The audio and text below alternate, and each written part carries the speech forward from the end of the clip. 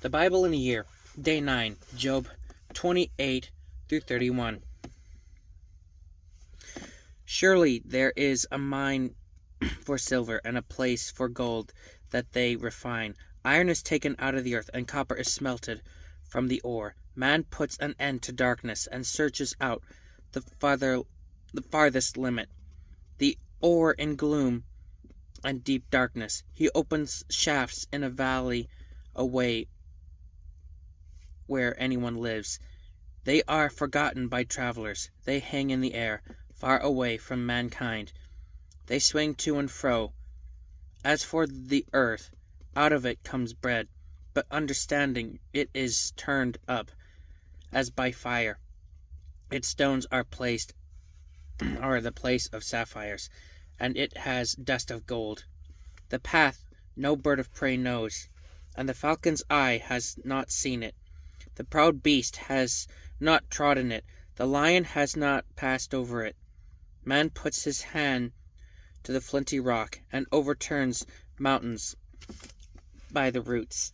He cuts out channels in the rocks, and his eye sees every precious thing. He dams up the streams so that they do not trickle, and the thing that is hidden he brings out to light. But where shall wisdom be found, and where is the place of understanding? Man does not know its worth, and it is not found in the land of the living. The deep says, "It is not in me," and the sea says, "It is not in me." It cannot be bought for gold, and silver cannot be weighed as its price. It cannot be valued in the gold of Ophir, its precious onyx or sapphire. Gold and glass equal it, nor can it be exchanged for jewels of fine gold. No mention shall be made of coral or of crystal. The price of wisdom is above pearls. The topaz of Ethiopia cannot equal it, nor can it be valued in pure gold. From where, then, does wisdom come, and where is the place of understanding? It is hidden from the eyes of all living and concealed from the birds of the air. Abaddon the death say, "We have heard a rumor of it with our ears." God understands the way to it, and he knows its place, for he looks to the ends of the earth and sees everything under the heavens. When he gave to the winds its weight, and apportioned the waters by measure, when he made a decree for the rain, and a way for the lightning of the thunder, then he saw it and declared it. He established it and searched it out. And he said to man, "Behold, the fear of the Lord, that is wisdom, and to turn away from evil is understanding." And Job again took up his discourse and said, "Oh, that I were in the months of old, as in the days when God watched over me, as when his lamp shone upon my head, and by his light I walked through darkness, and I was in my prime, when the friendship of God was upon my tent, when the Almighty was yet with me, when my children were all around me, when my steps were washed with butter, and the rock poured out for me streams of oil, when I went out to the gate of the city, when I prepared my seat in the square. The young men saw me and withdrew, and the aged rose and stood.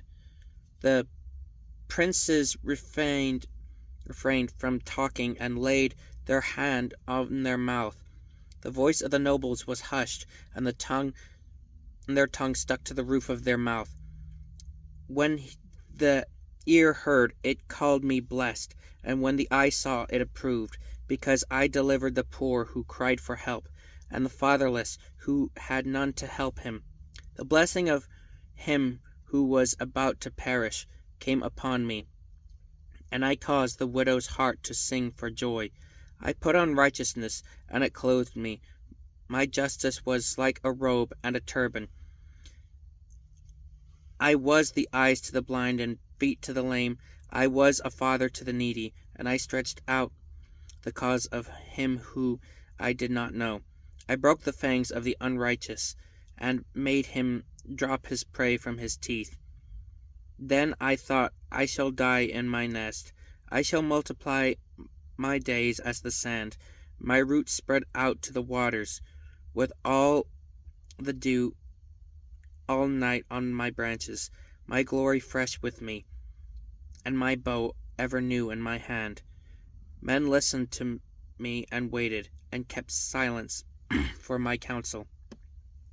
After I spoke, they did not speak again, and my word dropped upon them. They waited for me as for the rain, and they opened their mouths as for the spring rain. I smiled on them when they had no confidence, and the light of my face they did not cast down. I chose their way and sat as chief, and I lived like a king among his troops, like one who comforts mourners. But now they laugh at me, men who are younger than I, whose fathers I would have disdained to set with dogs of my flock. What could I gain from the strength of their hands, men whose vigor is gone? Though want and hard hunger, they gnaw the ground by night in waste and desolation. They pick saltworth and the leaves of the bushes, and the roots of the broom tree for their food. They are driven out from human company. They shoot after them as after a thief. In the gullies of the torrents they must dwell, in holes of the earth and of the rocks. Among the bushes they bray. Under the nettles they huddle together, a senseless and nameless brood. They have been whipped out of the land, and now I have become their song. I am a byword to them. They abhor me, they keep aloof from me. They do not hesitate to spit at the sight of me, because God has loosened my cord and humbled me. They have cast off restraint in my presence. On my right hand the rabble rise. They push away my feet. They cast up against me their ways of destruction. They break up my path. They promote my calamity. They need no one to help them. As through a wide breach they come. Amid the crash they roll on. Terrors are turned upon me. My honor is pursued as by the wind, and my prosperity has passed away like a cloud. And now my soul is poured out within me. Days of affliction have taken hold of me. The night racks my bones, and the pain that gnaws me takes no rest. With great force my garment is disfigured. It binds me about like the collar of my tunic.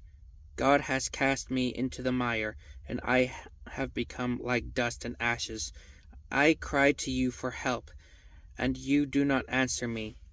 I stand, and you only look at me. You have turned cruel to me. With the might of your hand you persecute me. You lift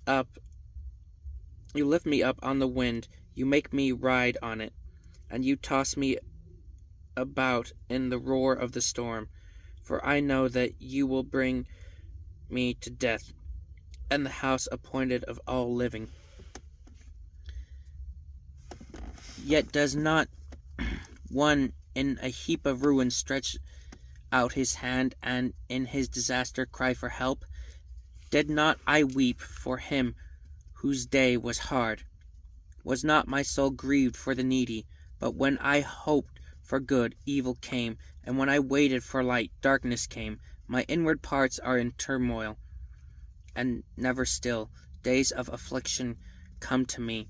I go about darkened, but not by the sun. I stand up in the assembly and cry for help. I am a brother of jackals and a companion of ostriches. My skin turns black and falls from me, and my bones burn with heat. My lyre is turning to mourning, and my pipe to the voice of those who weep. I have made a covenant with my eyes. How then could I gaze at a virgin? what would be my portion from God above, and my heritage from the Almighty on high? Is not calamity for the unrighteous and disaster for the workers of iniquity? Does not he see my ways and number all my steps? If I have walked with falsehood, and my foot has hastened to deceit, let me be weighed in a just balance, and let God know my integrity. And my step has turned aside from the way, and my heart has gone after my eyes. And if any spot has stuck to my hands, let it sow and another eat. Then let me sow and another eat, and let what grows for me be rooted out. If my heart has been enticed toward a woman, and I have lain in wait at my neighbor's door, then let my wife grind for another, and let others bow down on her. For that would be a heinous crime. That would be an iniquity to be punished by the judges. For that would be a fire that consumes as far as Abaddon, and it would burn to the root of all my increase. If I have rejected the cause of my manservant or my maidservant, when they brought a complaint against me, what then shall I do when God rises up? When he makes inquiry, what shall I answer him? Did not he who made me in the womb make him? And did not one fashion us in the womb? If I have withheld anything that the poor desired, or have caused the eyes of the widow to fail, or have eaten my morsel alone, and the fatherless has not eaten of it. Not far from my youth the fatherless grew up with me as with a father, and from my mother's womb I guided the widow. If I have seen anyone perish for lack of clothing, or the needy without covering, if his body has not blessed me, and if he has not warmed with the fleece of my sheep, if I have raised my hand against the fatherless, because I saw my help in the gate, then let my shoulder blade fall from my shoulder, and let my arm be broken from its socket. For I was in terror of calamity from God, and I could not have faced his majesty.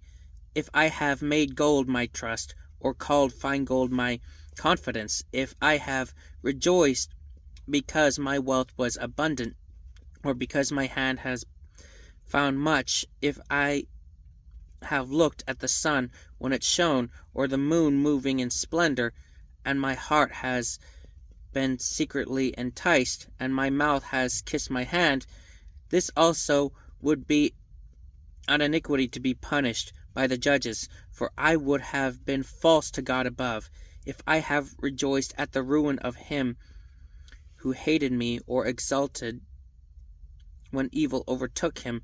I have not let my mouth sin, by asking for his life without a curse. If the men of my tent have not said, who is there that has not been filled with his meat? The sojourner has not lodged in the street. I have opened my doors to the traveler. If I have concealed my transgressions as others do, by hiding my iniquity in my heart, because I stood in great fear of the multitude, and the contempt of families terrified me, so that I kept silence, and did not go out of doors. Oh, that I had one to hear me! Here is my signature. Let the Almighty answer me. Oh, that I had the indictment written on my adversary. Surely I would carry it on my shoulder. I would bind it on me as a crow.